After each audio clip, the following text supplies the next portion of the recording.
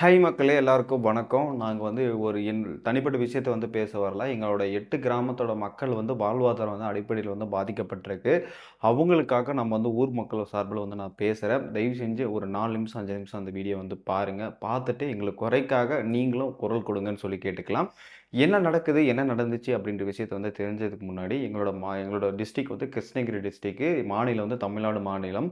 Tamil Nadu Krishnagiri district Denkanikottai வட்டம் குந்துக்கோட்டை ஊராட்சி மல்லிகார்ஜுன துர்கம் தரப்பு. இந்த இதில பார்த்தீங்கன்னா, எங்களோட இதான் டீட்டெயிலு. இதில கிட்டத்தட்ட எங்களோடது ஊர்ல 11லிருந்து 12 கிராமங்கள் இருக்குது எங்க ஊர் பஞ்சாயத்துல. இப்போ பஞ்சாயத்து வில்லேஜ்ல பார்த்தோன்னா பஞ்சாயத்து இருக்கு இல்லையா? அந்த மாரி 12 கிராமம் இருக்கு.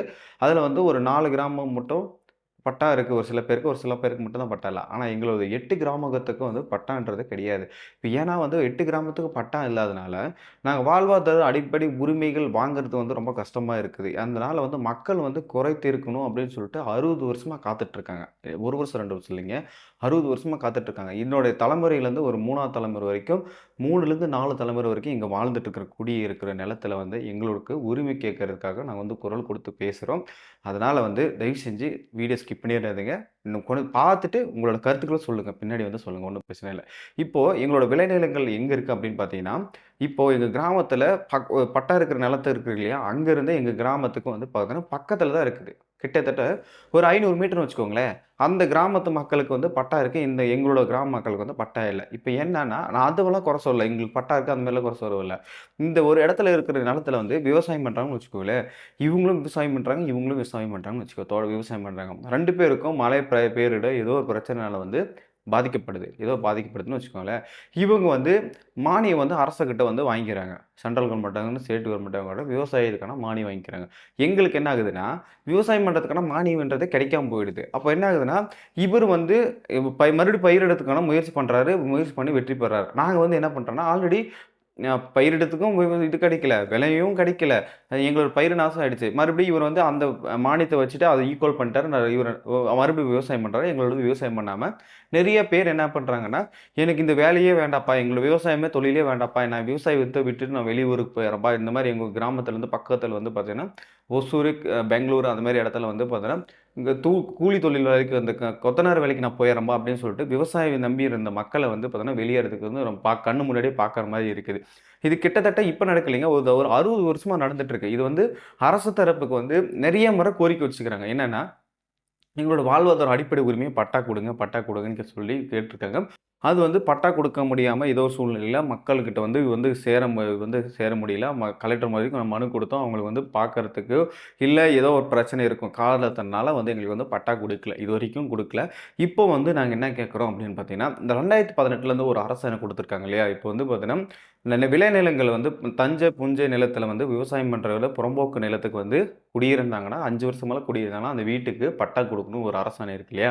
அந்த அரசாணை விதியின்படி எங்களுக்கு பட்டா குடுத்திருந்தா, நாங்க இதுவரைக்கும் எங்க கிராமத்தில இருக்கிற எல்லா மக்களுக்கும் பட்டா குடுத்துருக்கலாம். 5 வருஷத்துக்கு பின்னாடி இருக்கிற மக்களுக்கு மட்டும் வீடு கட்டுறதுக்கு பட்டா வாங்குறதுக்கு இன்னும் கொஞ்சம் டைம் இருந்திருக்கும்னு வச்சுக்கோங்களேன்.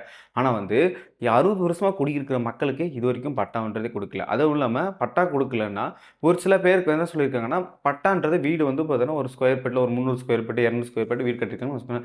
சராசரியா உனக்கு 10 ஸ்கொயர் ஃபீட் பட்டா, இல்ல உனக்கு 2 சென்ட் பட்டா, 3 சென்ட் பட்டா அப்படின்றது அ த கரெக்ட்டான ஒரு விதிமீறி விலக்குப்படி குடுக்காம, ஏதோ ஒரு இது மாரி குடுத்துட்டு போயிட்டாங்க. மக்கள் பட்டா குடுத்தா போதுமே அப்படின்னு சொல்லிட்டு ஒரு 7, 8 வருஷத்துக்கு முன்னாடி வாங்கிட்டு வந்துட்டாங்கன்னு வச்சுக்கோ. வாங்கிட்டு வந்துட்டு என்ன பண்ணிட்டாங்கன்னா, இந்த சிட்டான்றது ஒரு கான்செப்ட் அவங்களுக்கு தெரியவே தெரியல. சிட்டா குடுத்தா தான் நம்மளோட பட்டா எந்த இடத்துல செல்லும் அப்படின்ற விஷயம் தெரியாம மக்கள் கிராம மக்கள் அப்புறம் வாங்கிட்டு வீட்ல வச்சுட்டாங்க.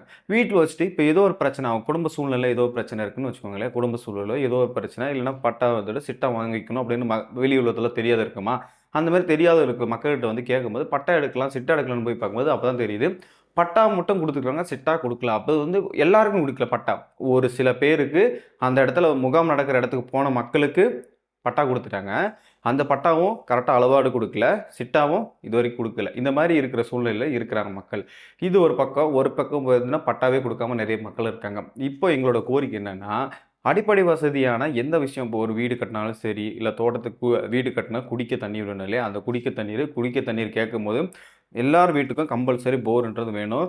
ஏன்னா மலை கிராமம்ன்றது உங்களுக்கே தெரியும். அது மட்டும் இல்லாம தண்ணீர்ன்றது ஒரு பைப் இது போட்டு எல்லார் வீட்டுக்கு குடிக்கிற தண்ணீர் கிடைக்கிறது சாத்தியமே கிடையாது.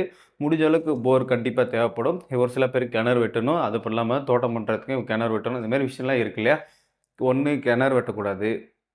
தோட்டத்தில போர் போட முடியாது. விவசாயம் பண்ணா விவசாயத்துக்கான மானியம் கிடைக்காது. விவசாயம் அழிஞ்சாலும் மானியம் கிடைக்காது. இந்த கரண்ட் புதுசா ஈபி வாங்குனாலும் இதுவும் கிடைக்காது. இந்த மாரி நெறைய விஷயங்கள் வந்து நாங்க வந்து அடிப்படையிலேயே வந்து பார்த்தோன்னா நிராகரிச்சுட்டே இருக்கோம். அதனால மக்கள் வந்து என்ன பண்ணியிருக்காங்கன்னா, எங்களுடைய ஓட்டு உரிமை வந்து நாங்க வந்து வாக்களிக்கிறத புறக்கணிக்கிறோம் அப்படின்னு சொல்லிட்டு 8 கிராமம் வந்து முடிவு எடுத்திருக்காங்க. 8 கிராமம் முடிவு எடுத்து என்ன பண்ணியிருக்காங்கன்னா, நாங்க வந்து இந்த மாரி 8 கிராமம் முடிவு எடுக்கணும்னு சொல்லிட்டு எல்லாருக்கும் வட்டாட்சியர் வரைக்கும், சப் கலெக்டர் வரைக்கும் வந்து பார்த்தீங்கன்னா, மனு ஒண்ணு குடுத்துருக்காங்க. மனு குடுத்துட்டு போர்டு வச்சு புறக்கணிக்கணும்னு சொல்லிட்டு, இந்த மாரி போர்டெல்லாம் வச்சுருக்காங்க. இது வந்து ஒரு பக்கம் நடந்துட்டுருக்கு. இப்போ வந்து நான் வந்து வந்து என்ன கோரிக்கை வைக்கிறேன் அப்படின்னு பார்த்தீங்கன்னா, இந்த 2018ல ஒரு அரசு இருக்குதுல்ல, இது வந்து விவசாய நிலங்களுக்கு புஞ்சை, தஞ்சை இந்த நிலங்களுக்கெல்லாம் பட்டா குடுக்கலாம். பட்டா குடுக்குறதுன்னு ஒரு அரசாணை இருக்குல்ல. அதுவும் இல்லாம நீங்க வந்து இந்த மாரி நிலம் தான் குடுக்க வேண்டியதே கிடையாது. இந்த மாரி காடு நிலம், அதுக்கப்புறம் ஆறு நிலையம், அது மட்டும் இல்லாம ஏரி, இதுக்கப்புறம் இந்த சுடுகாடு, மயானம் வீடு, ரோடு இது அந்த மாரி ஏதோ ஒரு பிரச்சனை இருக்கிற இடத்துக்கு நீங்க பட்டா குடுக்க வேண்டியதே இல்ல. நீங்க அரசாணை வந்து கரெக்ட்டான விஷயம் 2018ல குடியிருப்புக்கு அரசாணை குடுத்தது ஓகே.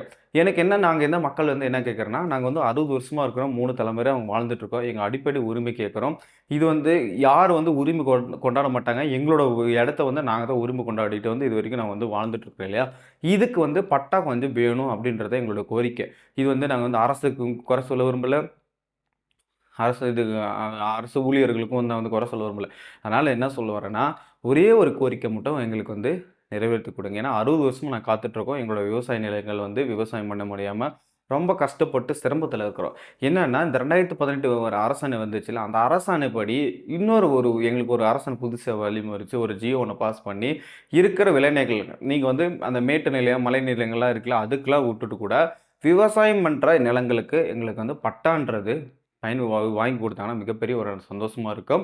இதுக்காக மக்கள் வந்து 60 வருஷத்துல ஒரு கிட்டத்தட்ட ஒரு 500லேருந்து 1000 குடும்பங்கள் இருக்கும். 1000 குடும்பங்கள் இதுக்காக போராடிட்டு இருக்காங்க. ஏன்னா, உங்களுக்கு எல்லாரும் தெரியல, விவசாயம் பண்ற குடும்பங்கள் எவ்வளோ கஷ்டப்படுவாங்கன்னு உங்களுக்கே தெரிஞ்சிருக்கும். எங்களோட வாழ்வாதாரம் வந்து விவசாயம் பண்ணா பொழைக்கலாம். இல்லன்னா, நீங்க வந்து வேற எதுனா கொத்தனார் வேலைக்கோ, கூலி வேலைக்கோ போகணும். அப்ப வந்து நம்மளோட குழந்தைகள் எல்லாம் விட்டுட்டு, ஒரு இடத்துல விட்டுட்டு, அதுக்கப்புறம் அங்க போய் வேலை செஞ்சுட்டு இருந்து, ஃபேமிலியோட போய் வேலை செஞ்சுட்டு, அதுக்கப்புறம் குழந்தைகள பார்க்கணும். மாச கணக்குல வந்து பார்த்து அதுக்கப்புறம் இது மாரிலாம் இருக்கு. அந்த மாரி சூழ்நிலை கஷ்டப்படுற சூழ்நிலை குடும்பத்துக்கு வந்து, இந்த மாரி விவசாயம் பண்ணி, வீட்லயே விவசாயம் பண்ணிட்டு, வீட்லயே குழந்தைங்க கூட இருந்துட்டு, ஃபேமிலியோட இருக்கணும் அப்டின்ற ஒரு எண்ணத்தினால தான், மக்கள் வந்து இவ்வளோ குரல் குடுத்து பேசுறாங்க. அதனால வந்து உங்களா வந்து பார்த்தீங்கன்னா, ஒரே ஒரு வேண்டுகோள் என்ன சொல்ல வரோம் அப்டின்னா, உங்க ஃபேமிலி மெம்பர்ஸு, உங்களோட நண்பர்கள், உறவினர்கள், சொந்தக்காரங்கள் இந்த மாரிலாம் நெறைய பேர் இருப்பாங்க. அரசு தரப்புல இருப்பாங்க. அவங்களுக்கு வந்து எங்களுடைய கிராமத்த பத்தி கஷ்டத்த வந்து கொஞ்சம் சொல்லுங்க.